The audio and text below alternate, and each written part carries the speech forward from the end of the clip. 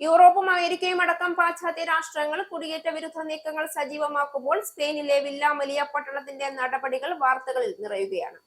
തന്റെ ജീവിതത്തിൽ ഇത്രയും മാധ്യമങ്ങൾ എന്നെ ബന്ധപ്പെട്ടിട്ടില്ല എന്നും നമ്മൾ ഇവിടെ എന്താണ് ചെയ്തതെന്ന് മാധ്യമങ്ങൾ ചോദിക്കുകയാണെന്നും ചിരിയോടെ വില്ലാമലിയയിലെ യാഥാസ്ഥിതിക മേയർ ജോസ് ന്യൂനസ് പെരസ് പറഞ്ഞു.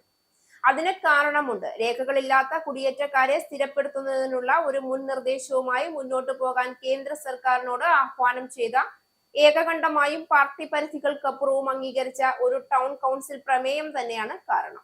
കൃഷിഭൂമിയാൽ ചുറ്റപ്പെട്ടതും മധ്യ സ്പെയിനിലെ ആഴമേറിയ താഴ്വരകൾക്കിടയിൽ സ്ഥിതി ചെയ്യുന്നതുമായ വില്ലാമലിയയിൽ 4200 പേരുള്ളതാണ് ഈ പട്ടണം. എല്ലാവരും അദ്ദേഹത്തോട് ഇതേ കാര്യങ്ങളെ കുറിച്ച് സംസാരിക്കാൻ ആഗ്രഹിച്ചു. ഞങ്ങളെ സംബന്ധിച്ചിടത്തോളം ലോകത്തിലെ ഏറ്റവും സ്വാഭാവികമായ കാര്യമായിരുന്നു അത് എന്ന് ന്യൂനസ് പെരസ് വിശദീകരിച്ചു.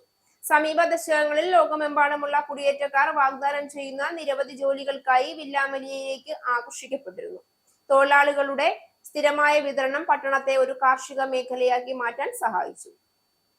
സ്പെയിനിൽ വിൽക്കുന്ന കൂണുകളുടെ ഏകദേശം 70% ഇവിടെ നിന്നാണ് വരുന്നത്. അതോടൊപ്പം വില്ലാമലിയയെ 32 രാജ്യങ്ങളിൽ വേരുകളുള്ള താമസക്കാരുള്ള സമ്പന്നമായ ഒരു പട്ടണമാക്കി മാറ്റി.